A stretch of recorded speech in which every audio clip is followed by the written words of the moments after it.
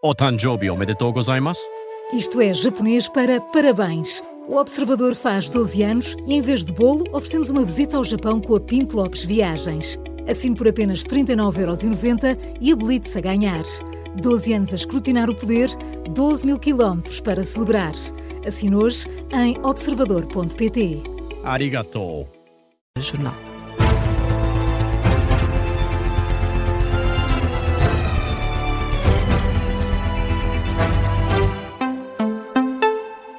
Jornal das 10 com a edição da Diana Rosa e começamos com o caso que está a marcar o dia, o interrogatório do casal que abandonou 2 crianças em Alcácer do Sal. Fonte oficial adianta que a sessão ainda vai demorar. Houve uma pausa na última hora no Tribunal de Setúbal. É lá que está o repórter Ricardo Lopes. Boa noite, Ricardo. Como é que têm estado a correr as diligências ao longo da noite?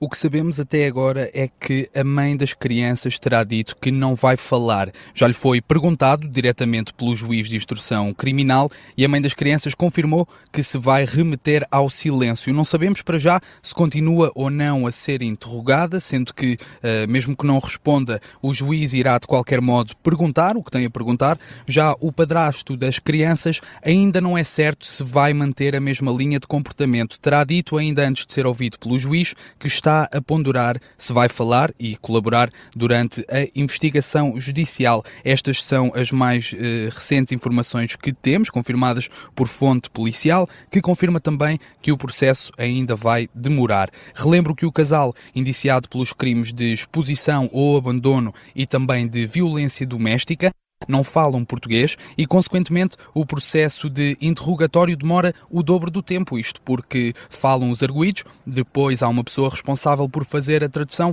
de modo a que o juiz perceba, e isto vai arrastando o processo. É possível também que tenham feito uma pausa para jantar, por volta das 9 horas, 2 militares da GNR vieram trazer o jantar.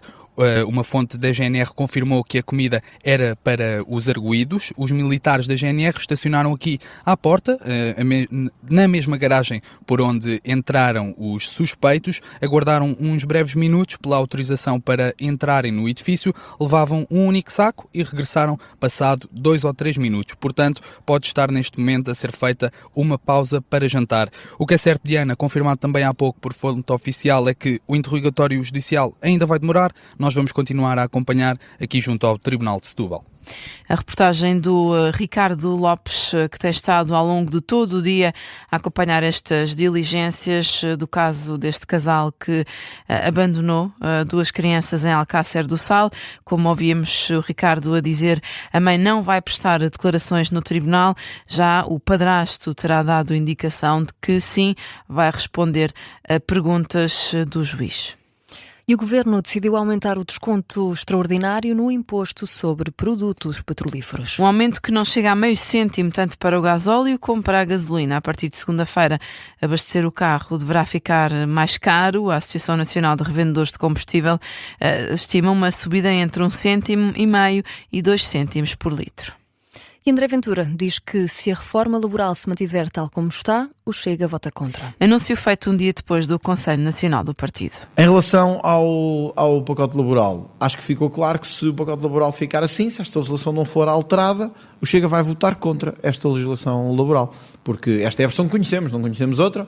O Governo até agora também não nos disse que ia alterar, não transmitiu nenhum sinal. Acho que o sinal que se deve dar hoje ao país é o Chega vai votar contra a reforma laboral. Acho que é claro. Evidente. O Chega vai votar contra ele é mau. É mau para quem trabalha e é mau porque penaliza o país. André Ventura anunciou ainda que vai pedir uma reunião com o Presidente da República sobre outras reformas que o Governo tem em carteira, como a do Tribunal de Contas. E Luís Montenegro diz que os partidos da oposição têm medo de reformas, depois de tanto o Chega como o PS terem anunciado o chumbo da revisão laboral. O Primeiro-Ministro pede que os partidos sejam mais consequentes quando apelam a que haja mudanças. Nós temos de ter em Portugal uma consequência naquilo que dizemos e naquilo que são os compromissos que firmamos com as pessoas.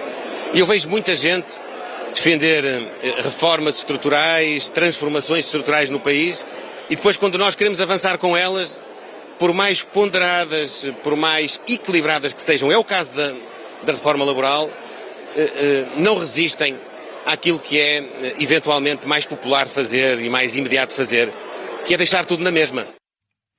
As declarações do chefe de governo esta tarde em Vila Nova de Foscoa, num registro captado pela RTP. Uma liderança mais ao centro. Duarte Pacheco considera que, com José Luís Carneiro, o PS está numa posição mais favorável perante o eleitorado. Daí a sondagem publicada hoje pelo Diário de Notícias ter dado o Partido Socialista em primeiro lugar, com uma larga vantagem sobre o Chega e a AD, que aparece em terceiro, com 23% das intenções de voto, menos 10% que o PS. Ouvido no explicador, Duarte Pacheco, antigo deputado do PSD, acredita que a mudança de poder no Largo do Rato já está a dar frutos. Que o Partido Socialista, a partir do momento em que tem uma liderança mais ao centro, consegue ir buscar alguns dos descontentes com a governação. E isso deve ser um sinal positivo para o Partido Socialista, porque aquilo que nós tivemos no passado e que levou à queda do PS para a terceira força política foi uma radicalização à esquerda, que os eleitores penalizaram gravemente.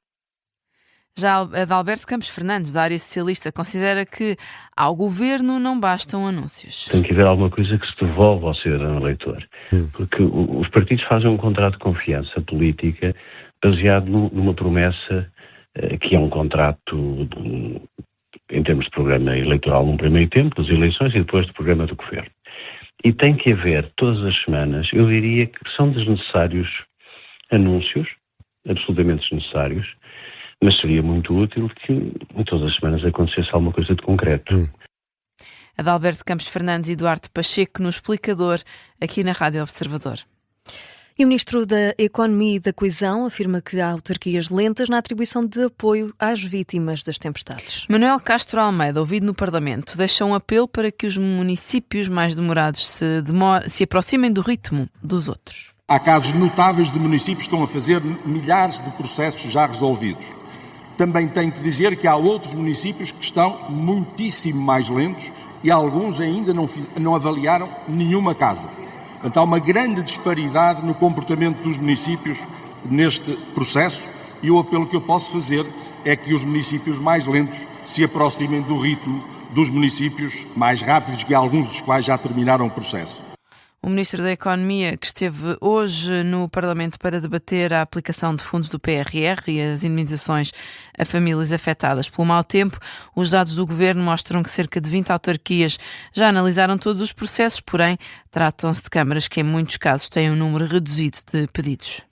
Pedro Pimpão, presidente da Câmara Municipal de Pombal e líder da Associação Nacional de Municípios Portugueses, sai em defesa dos autarcas. Que garantem estar a fazer tudo para apoiar as populações. Já Paulo Vicente, presidente da Câmara da Marinha Grande, reconhece o atraso, mas atribui o problema à plataforma que levou à falta de dados dos requerentes. Parte destas candidaturas foram feitas logo no princípio e a própria plataforma estava mal concebida. Portanto, à falta de elementos, nós estamos a pedir aos municípios, aos requerentes, que venham completar os dados que estão em falta ou que estão incorretamente preenchidos. E estamos a dar um prazo para nos darem essas respostas e está a haver um ligeiro atraso. Paulo Vicente, autarca da Marinha Grande, acrescenta que a autarquia está a trabalhar de forma afincada para conseguir verificar cada situação de forma rigorosa. Apesar dos poucos recursos humanos que temos disponíveis, alocamos bastantes técnicos à situação e isso até em prejuízo dos nossos próprios trabalhos, das nossas próprias competências. E, portanto, estamos lentos, não estamos a trabalhar afincadamente no assunto. Agora, a situação não é preto e branco. A situação é que temos que verificar e sermos rigorosos na análise destas candidaturas. As declarações do autarca da Marinha Grande em resposta ao Ministro da Economia, que acusa alguns municípios de lentidão na verificação de processos para os apoios às casas afetadas pela tempestade Christine. E pode ler mais sobre este tema num artigo do Miguel Carrapatoso, em destaque neste momento no site do Observador. Diana, vamos ainda a outras notícias em destaque esta hora. A União Europeia e o México fecharam hoje um acordo para aprofundar a cooperação política e económica entre os dois blocos. Uma cerimónia em que estiveram presentes, entre outros, os presidentes do Conselho Europeu, António Costa, e a Presidente da Comissão Europeia, Ursula von der Leyen. No que toca ao comércio de bens, o acordo facilita as exportações para o México, nomeadamente de produtos agroalimentares, combustíveis minerais, produtos farmacêuticos e equipamento de transporte. No que se refere ao setor dos serviços, vai ser facilitado o acesso das empresas da União Europeia ao México, beneficiando em particular as empresas das áreas dos serviços financeiros, telecomunicações e transportes. As agências brasileiras dizem que as filas nos aeroportos portugueses não travam a procura por viagens para Portugal. A Associação Brasileira de Agência de Viagens disse à Lusa que tem acompanhado de perto a situação das longas filas nos aeroportos em Portugal e que, apesar dos transtornos, a procura mantém-se elevada. A entidade diz ainda que tem atuado ativamente para orientar as agências de viagens, por forma a que auxiliem os viajantes na adaptação às novas regras. Está feito o Jornal das 10.